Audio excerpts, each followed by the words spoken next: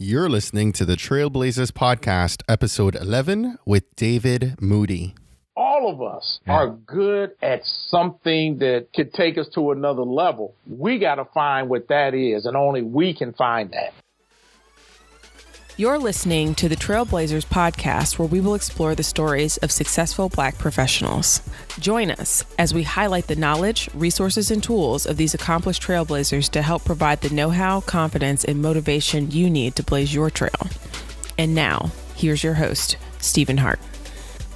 Hello, and welcome back to another episode of the Trailblazers Podcast. In our last episode, number 10, we heard from Ohio State Department Chair of Engineering Education, Professor Monica Cox, who shared wisdom on having big dreams and pushing ahead to being anything you want to be in life. Well, today, we're continuing that discussion about having big dreams and going for your dreams despite your circumstances, your background, and your obstacles. Today, I spoke with Mr. C. David Moody Jr. Now, Mr. Moody is the founder and CEO of Moody Construction Company, which he started back in 1988. His company has received countless awards and recognition over the years and has earned solid 8-figure revenue numbers year over year, which led to really him being ranked for several consecutive years now in the Black Enterprise 100 as one of the nation's largest Black businesses. Now, currently, he also spends his time helping survivors of childhood abuse, and we talked to him about that in today's session. Also in today's session, we discussed Mr. Moody's background and his attaining degrees at both Morehouse College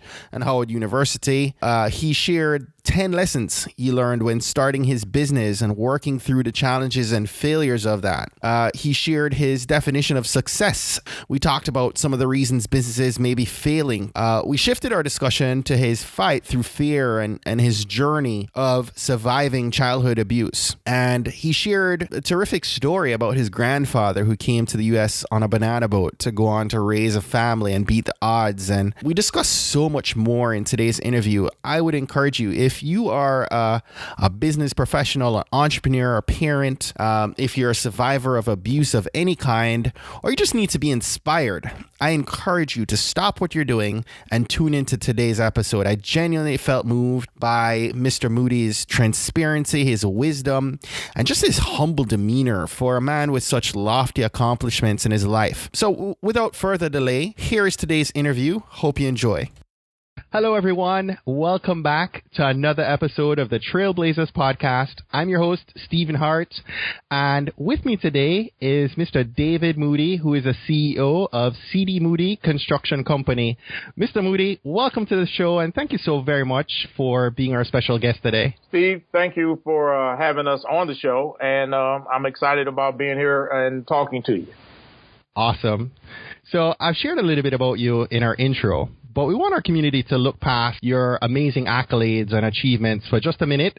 And I sort of want you to help them connect with you so they don't feel like you're this guy who they could never become or relate to. So take a minute. Could you just tell us, something that's not polished for media consumption, but is 100% David? I guess, I like to tell folks I was your average student. I was a C-plus student, C student, grew up Southside Chicago, went to high school in Ann Arbor, Michigan, went to Morehouse College and Howard University after Morehouse, played football at Morehouse, pledged Omega Psi Phi fraternity. I was just a regular guy, enjoying college, enjoying life.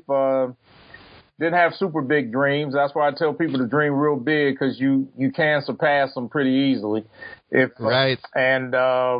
I'm just the average, guy. Wasn't much expected. Nobody, because I wasn't that honor student. So nobody probably thought I'd be doing what I'm doing today. So that's why I find it kind of interesting when you fly below the radar screen, certain things in life, nobody's paying attention to you. And before you know it, boom, you can do some incredible things.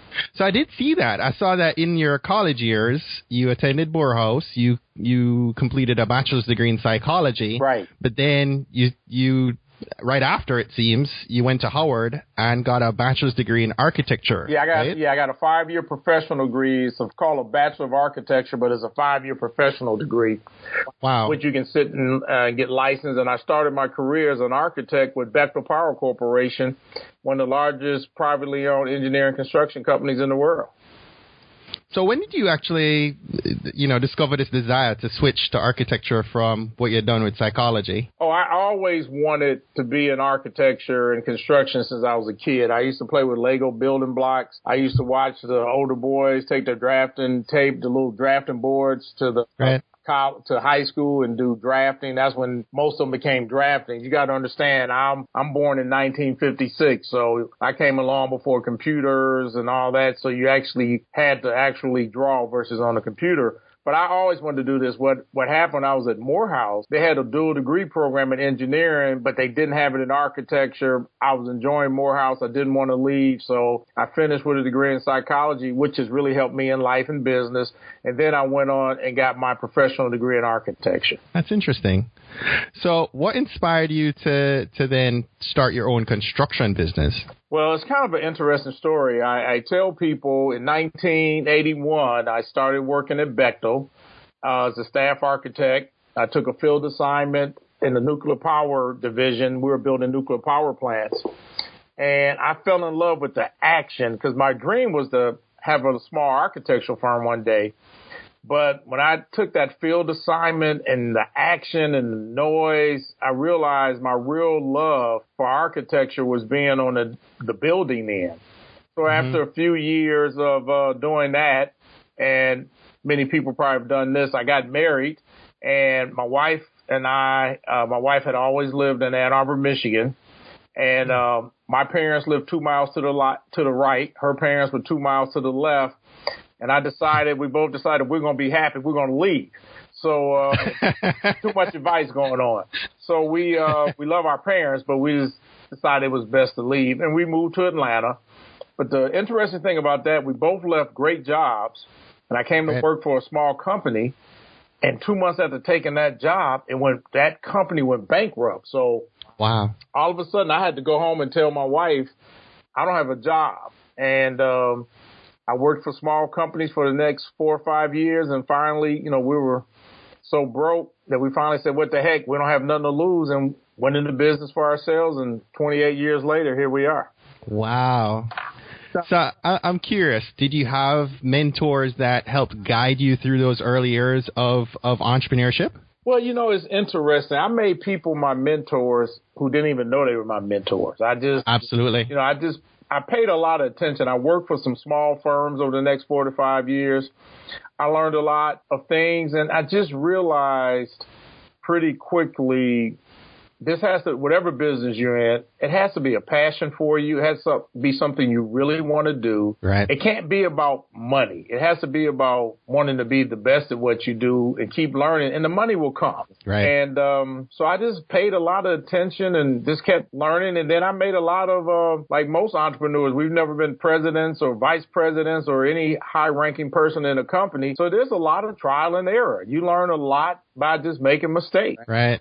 So you didn't attend business school, right? So how did you actually, take me through how you actually prepared yourself to start a business? Did you have a clear plan and vision right from the start on kind of what you wanted to do and move from there? Well, it's kind of funny because when you're really broke and you don't have much to lose, when you have really nothing to lose, you just get going. You just kind of get going because you got to live, you got to eat. Right. And I was fortunate if my younger brother's a CPA, so I had the financial piece handled because he would, do the books. So, and then with me having the experience as a project manager and superintendent, I was able to be job call. So I didn't have to hire people right away because I could go out and actually manage the projects, do the estimating myself. And then having a brother who was a CPA doing accounting, that really helped a lot. Right. So you had some of the bases covered right there. Right. And too often people go into business and they don't really know the product. So they have to hire everybody right away. But when you know the product,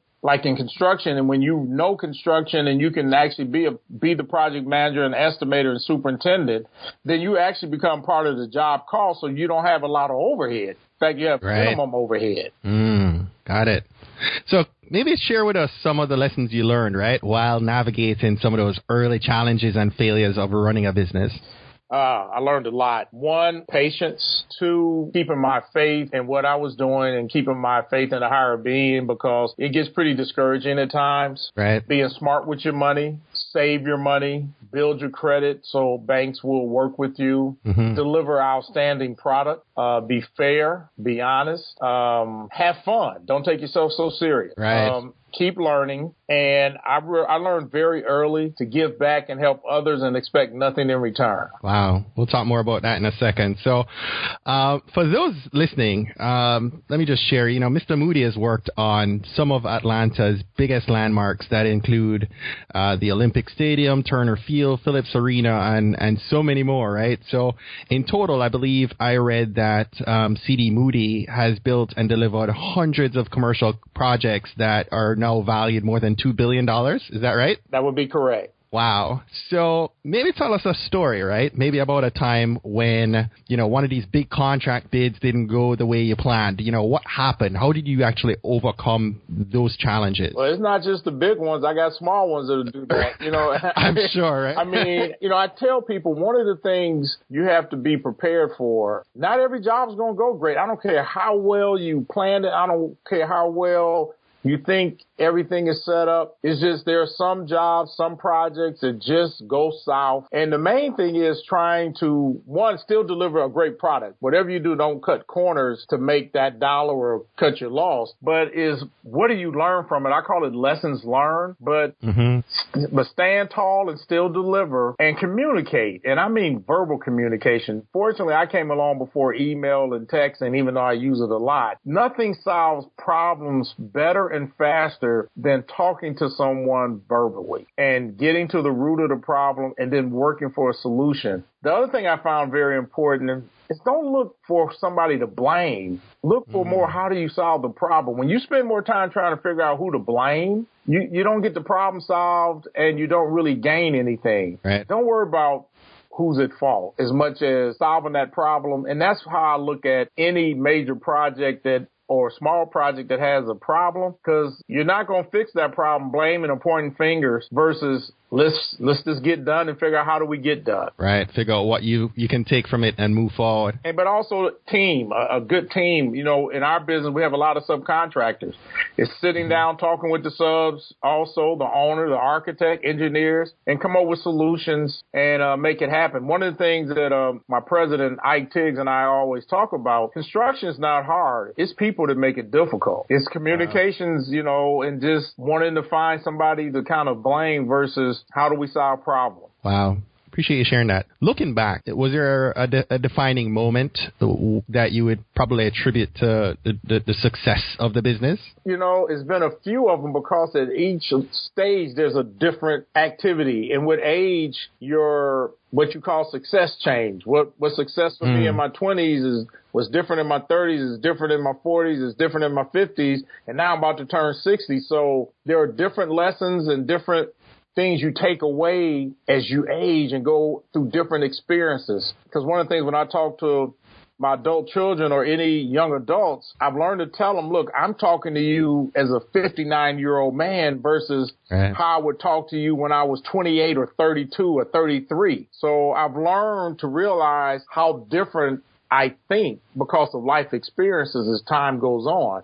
But there was a couple experiences. One, I had a very famous professional athlete, basketball player, one of the most famous in the world, wanted to buy into my business in the early 90s. And at the last minute, I turned him down. And that was a big stepping stone because I just wanted to stay independent. And probably another big turning point is when we were partners building the new Olympic Stadium and Turner Field. That really was a big hit for us. So it's been different jobs, different stages along the way that we gain more confidence, and I gain more confidence as a leader because it's very scary, especially when you realize your employees, your family, and everybody base their life on the decisions you make. Right. So there's a lot of stress that goes with being an entrepreneur that you have to really want it because you basically become responsible for everybody who works for you and your family, and you really never stop working. Even though I take vacations and all that,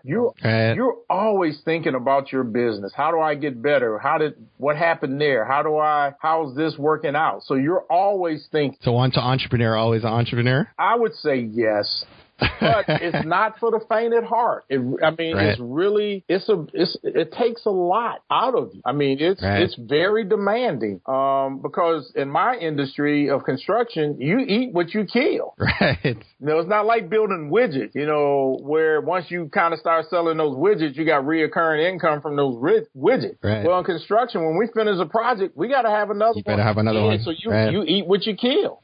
So, you touched on something here a second ago. And before we move on, I kind of wanted to ask, you have 20 years on me. I'm about to turn 40 in about a year. I'm interested to know, what is success for you approaching 60? Success for me now is really doing something that makes a difference for those that'll come behind me. Even though I've always been involved and done a lot to help others, right. I want to share my story, my journey, my life that gives hope to others that they can dream big. And not just dream big, do some incredible things regardless of where we've been in life. Can't let our past control us. So that's my real focus. In fact, I got a book coming out in a couple of weeks. Awesome. We're going to talk about that in a second too. We actually were heading in this direction. I'm giving thought, right? Many entrepreneurs often don't take into account, how much the people around them contribute to their success or failure in business. And with all that you've accomplished, how were you able to get your family to buy into your big entrepreneurial dream? Well, I was very fortunate that I married the right person. And I tell anybody going into business, if your spouse is not 100% behind you, it'll be very tough to be successful, because there are going to be some tough times. But I was fortunate enough that my wife, in her early 30s, she went back to nursing school, became an RN. Wow. We had 2 young children, so we always knew we could have some income from her. But she was just very supportive, but also neither one of us are materialistic. So it made it very easy for us not to have to make a lot of money to be happy. Right. Unfortunately, sometimes we can get caught up and trying to live a certain lifestyle that requires X amount of dollars, and you're so focused on the dollars, and you think that's happiness when it's not happiness. And your business never can really get traction sometimes, because you got to take every penny out trying to live a certain lifestyle versus my dad taught me something very early in life. He said, son, always live beneath your means. Absolutely. And I got it. I understand that. And that made life very easy, because I was able to then, with my wife's help, because she's very good managing money, we were able to accumulate some things in money and in investments, because we were being patient, and hopefully God allowed us to live long enough that we could see the fruit of putting money away. Right. Wow. These are really important lessons for everyone listening. Now, it brings me to another thought right there, and it may have a tie with that as well. There are businesses like yours that are succeeding decade over decade at a high level, and yet there's so many that fail to make it a year to a year and a half in business. And I wanted your input on maybe what you thought contributed most to the high percentage of businesses that were failing, especially Black-owned businesses. Well, I think there's a number of things. One, it's hard to build a business. It's not easy. And sometimes I believe you just got to almost be at the right place at the right time sometimes. It's just you're in that right place that when that opportunity came, you were able to knock it out the park. It's very hard for any business to make it. I mean, so many fail. But I think one of the biggest things is that desire, and you're in it for the right reason, and you're able to build relationships. I think that's the other thing that is important. You got to have people that are actually who are looking out for you. What I mean by that, people who are already successful, who want to see you be successful, give you words of encouragement. They'll make phone calls to people, say, hey, give this person a try. They'll call their banker for them. So, you got to have some people in your corner who can open doors for you, and they want to see you successful, and then you deliver the product. So it is hard to make it if you don't have anybody who's kind of like an advisor or a mentor who's helping you navigate some of the bumps you're going to go through in building a business. A prior guest of ours, Tyvee Small, actually calls them sponsors. Right. Those that actually, go out and help you make those connections. Really important. I like that. I imagine that by now you've developed a system to maybe keep from falling into and getting stuck in comfort zones with work. Could you tell me maybe what you actually do to push yourself to those new and higher heights? Well, one, you really do have to fight through the fear. I mean, there was probably about 10 years ago, after I'd been in business about almost 20 years, I started playing, like in football, I started playing prevent defense. And what I mean by that, I didn't want to mess up. Okay. I stopped being aggressive. I stopped going, when I say aggressive, trying to build a business, go for the business. I started going, okay, Lord, I don't want to mess up what I've built and ruin it. And I realized eventually, after a couple of years, you can't live like that, because it's like in football. Oftentimes, prevent defense, they end up losing the game. They were winning the game because they were playing aggressively. Then they're not going to score. Right. Then they started trying to just keep the other team from scoring by dropping back, and then that other team marches down the field and boom, touchdown. So I realized that I had to keep that hunger. I had to keep that drive, and I had to always think like I did when I was first trying to make it. Right. So motivational speaker Les Brown once said, "We don't know what we don't know, and if only we knew, right, things could be different." I'd love you to share, and you've shared so much already, but I'd love you to share a couple of fundamental lessons that any new business owner coming in right now really needs to know to lay a firm foundation, a better foundation to be able to grow and succeed on their entrepreneurial journey. Okay, it's a couple things. One, I thought I was going to have an architectural firm, but I learned pretty early when I was working for Bechtel, I was just going to be an average architect. But I realized I could be a great builder because of the love I had for it. I could take my architectural knowledge, transfer it into construction. And I think one of the biggest things, we have to be honest with ourselves, what we are really good at doing, what we will do well. And I'm sure people have heard this often, what you would get out of bed to do even if you weren't getting paid. So you need a passion. Yes, a passion, but also a realistic view of what you are good at doing. I mean, that's like, I wanted to be a singer. I wanted to be a Broadway singer because I was in some plays in high school. Well, I'm not that good. Right. So I could chase a dream that, I could have the most incredible passion, but you do have to be real, talented and skilled. And you got to be real about what you are really good at, because all of us are good at something that could take us to another level. We got to find what that is, and only we can find that. That's nuggets of wisdom right there. Thank you. Thank you so much for that. I want to switch gears for a few minutes and talk about another project that you've started called Moody Speaks. Yes. Mr. Moody, for nearly 30 years, you kept a secret from the world that nearly ended up killing you.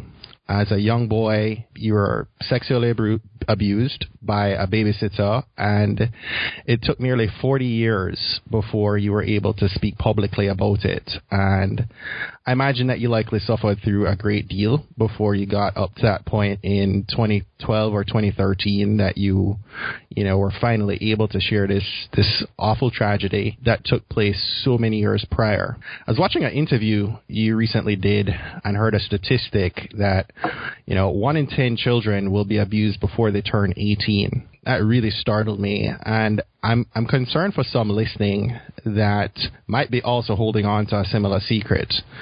And so I want to ask, maybe more so for you being able to help them. Right. What was it inside you that allowed you to fight through those decades of fear and finally get to a point where you could share the secret with the world? Well, I'll tell you, a couple things happened early that were very good. We moved away from Chicago when I was 14, so I didn't have to see that person, even though my parents thought something was up, but I was scared to tell them. But they never let that person back around, the male babysitter. He was the son of our regular babysitter. So when I moved away in 1970 to Ann Arbor, Michigan at 14, it allowed me to truly bury it because I was able to recreate kind of my own story in my mind. But I still was having little things, but you don't think much of it. But it was in 1992 when I was 36. My wife found out that someone in her family had been sexually abused by someone we knew. And I just blurted it to my wife. And because I had planned on dying with this secret. I just was going to die with it. Because you're so embarrassed. You feel like it's your fault. It's just, it takes a toll. Well, I ended up having panic attacks. I had a nervous breakdown. But even during my nervous breakdown, I still ran my business. I mean, that's when I know, and I tell people I know there's a God, because it had to be a higher being that carried me through that. My wife, who was a nurse, would basically get me together so I could go to certain meetings, and I'd be suffering with anxiety, panic attacks. It was just horrible. And then finally I started getting counseling to deal with it. But I still kept it quiet to 2013. And I finally was a speaker at a major event for childhood sexual abuse survivors. And it was really the Penn State scandal that made me speak up, because when I just thought about how adults keep leaving children in situations, and the damage that's done is so serious, because people always say kids are resilient, but they forget we become adults. And the damage done from any kind of sexual abuse, whether you're an adult or a child, where someone takes your innocence like that. I suffer from post-traumatic stress syndrome, but I was able to get counseling. And one of the things I focus on now, and the reason why I speak up, and that's what my book is about, is called Fighting Through the Fear, My Journey of Surviving Childhood Sexual Abuse. I want people to learn and understand the journey, that regardless of what we've been through, we can still do some incredible things if we have the proper counseling and the proper people in our lives. But then it also takes an incredible amount of strength from us, because we're much stronger than we realize, to push through that fear and get to the other side. I mean, it almost destroyed me, but I was fortunate enough to fight back through it and survive. And, there's an estimated 46 million survivors just in the United States. And since I started speaking up with MoodySpeaks.com, it's been read in 115 countries. And the people that have told me thank you and whispered it to me, even friends who have kept it secret, especially men really don't like to talk about it. But it's just phenomenal, the damage done. But I speak up because I believe there's the next scientist, the next mathematician, the next pilot, the next great inventor, the next great business person who won't become that because they're locked in that past, living in fear and anxiety. So I speak up to hopefully help free them to see that many of us have been through that, and get the help you need, and then go ahead and enjoy that life, because, life is short. And I also decided I wasn't going to let my abuser control my entire life. Right. You mentioned that you did counseling. Was there anything else that really helped you to overcome the trauma of this? It was counseling, the incredible support of my wife, the love of my close friends, my faith, and there was a desire inside of me, because I've always been a happy person, that I was just not going to allow this to take over. And once I learned, the triggers from post-traumatic stress and how to deal with anxiety if it's coming, I learned to handle it to where it doesn't handle me. And that makes a big difference. And I also learned sometimes I have to let it kind of flow instead of fighting against the current. Sometimes if I feel a kind of anxiety coming on, go ahead and just I've learned to not fight it. Just let it kind of run its course for the 30 minutes or 10 minutes or an hour, whatever it's going to run.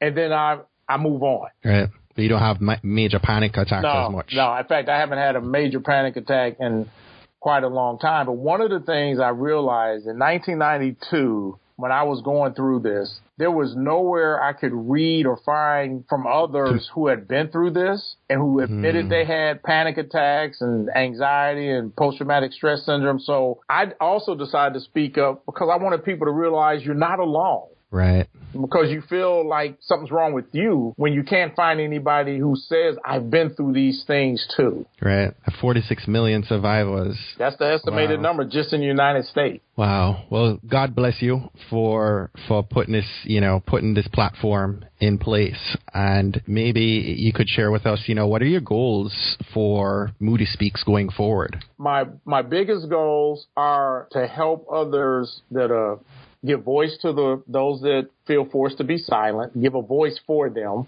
give hope to those who are hopeless. And also, I have a survivor's corner where I let other survivors write me their own story, and I publish it for them so they can give words of wisdom and words of encouragement to others. And I've also designed some T-shirts with some sayings that I'm going to sell to help raise money along with my book. Like a couple of my sayings are, don't let imaginary fear stop you.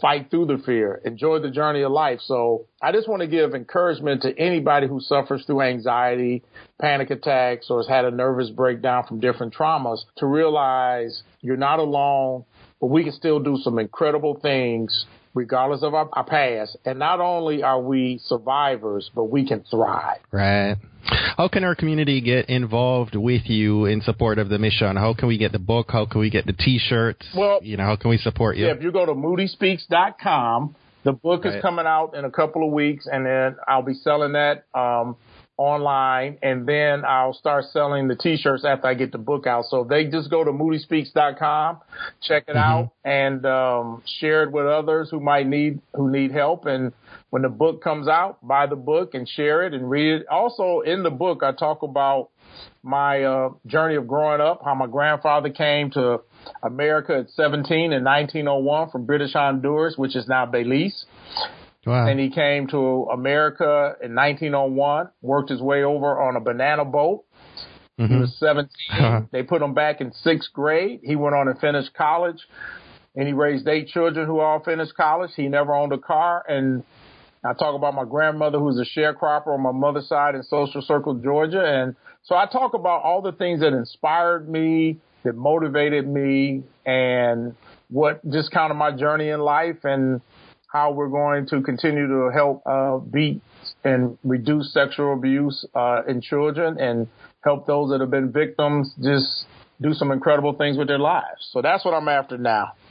Mr. Moody, that's an amazing story. That's an amazing story about your grandfather and all that. I read on your blog that you were actually just in Honduras on a missions trip, and I saw some really cool stories about hope on your blog that were inspired by the trip. Yeah, and I'd love you to maybe take a couple minutes and share an inspiring message of hope to our community to help them, dream bigger and really go for their dreams. Well, one of the things that I tell people that's important, you gotta to have hope, you gotta have things and people around you who are telling you can do certain things. I mean, if you got people telling you you're not worth anything, it's hard to have hope because you're going to start believing it.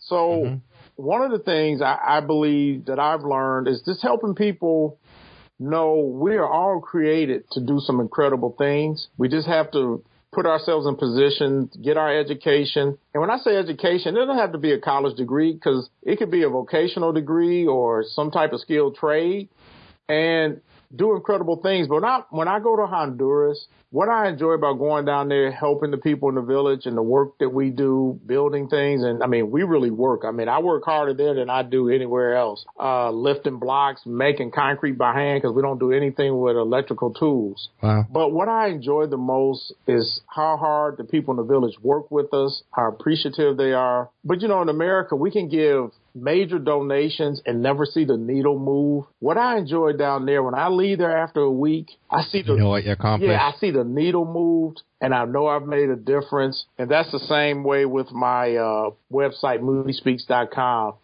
I know I'm making a difference because of what people say, and I'm not looking for any type of accolades or anything special, because I always tell people, help people and expect nothing in return. But it is a good feeling to go to a place like Honduras or do work in your local community and just know you're really making a difference for somebody else to have a chance in life. Thank you so much for sharing that. We're approaching the end of today's session, and I'm going to speed things up a bit, okay? I'd like to ask, what's one book you've read in the past year that inspired you? Believe it or not, let me think. I have to think on that, because I'm only a nonfiction reader. I don't like fiction. And I read daily meditation books, and one of the ones I'm enjoying right now is Tony Dungy's book, which has been very good. And that one, I'm going to give you the name real quick. And the name of that one is the 1 Year Uncommon Life Daily Challenges. That's one of my favorite NFL coaches. Yeah, well, believe it or not, I played against him in high school. Really? Yeah, he's a year ahead of me. He was at Jackson Parkside, and I was at Ann Arbor Huron. And we played basketball and football against each other. So I went to college in Tampa about the time when he was coaching the Bucks. Yep. And, just grew fond of him. You know how you can, in high school, I'm not surprised he's done what he's done in his life, because in high school, he was a man among boys. He was more mature than us. He was totally at a different level. So you meet those people that you know are going to do something. Wow. Absolutely. And I read a lot of stories of people who have overcome challenges, whether in business or in life. So I love anything where a person overcame something, because it motivates me because of what I've been through to keep trying and keep pushing. So those are the kind of books I really enjoy. You've shared something, shared so much with us, but about business. I have a question for you about goals. Can a trailblazer have too many goals? I think you can if you're not. I think you can't have too many if they're after you complete one. I think you have to be careful of having 5 goals at the same time. Right. Because my goals have changed as I aged or as I complete other goals. I think we should have multiple goals. I mean, I've really gotten into photography and nature and hiking, and I wrote my first poem on hope. I've written my first book. So I think we should have different goals, but they probably shouldn't all be in business. But I think there should be different goals for different parts of our life. Right. Why is it important? Now, you've shared how much you volunteer. Why is it important that others maybe volunteer and give back of their time, talents, and treasures? Well, what's funny? It's the difference. First of all, people watch you more than you realize. Absolutely. Whether you're a big business person or not, whatever your walk of life is, there is somebody paying attention to you. Yeah. And I think we have a responsibility as just people to do something to help others. And it doesn't have to be some big, it could be just reading at a school. It could be just being nice to your neighbor, helping them take their garbage up. I mean, just little things like that make a difference. And I learned early, if you get in the habit of that, you just do it naturally. Mm-hmm. It was interesting. I was on a cruise last year, and this older gentleman, and I laugh because I'm about to turn 60, but I call somebody else older. But, he was in his, looked like mid to late 70s, and he and his wife were elderly, and he was having trouble trying to tie his shoe when he was walking, and because he couldn't bend over. Right. And I was walking with my wife. I said, "Sir, let me tie your shoe." And he was very uncomfortable at first.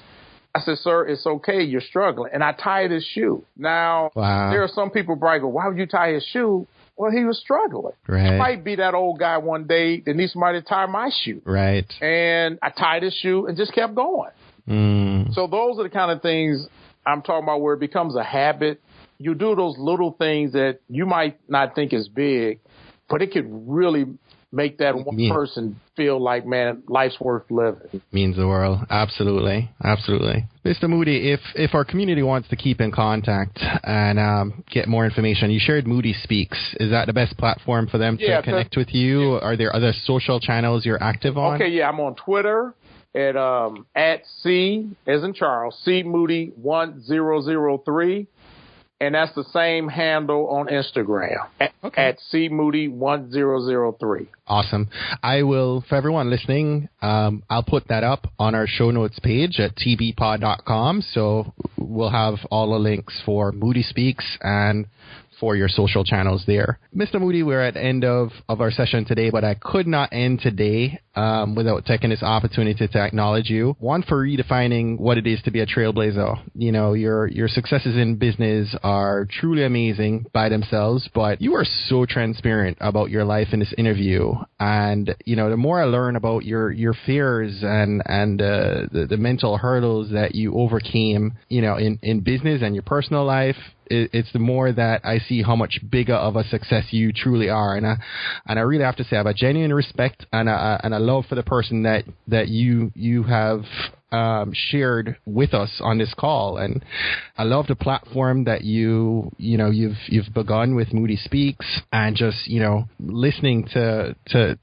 where God is directing you. And your journey hasn't been an easy one, right? And you've been able to overcome these obstacles to a true to really achieve true greatness, and I just want to say thank you for coming on the podcast, and I appreciate you taking the time to share your story with us and being so open about everything today. And I only hope and pray that we're going to be blessed to be able to have you back on at a future point to continue to share some of this amazing wisdom with us. So thank you so very much. Well, thank you so much for having me on. And one of the things I wrote about on Moody Speaks was I decided to make my life basically like a living laboratory or science experiment where I would be completely transparent on this journey of healing, because I really want people to understand the healing process from a trauma as a child, the journey, the different struggles, but most importantly, give hope and know that we can overcome anything in life. That's really important. I think that's just, remarkable. I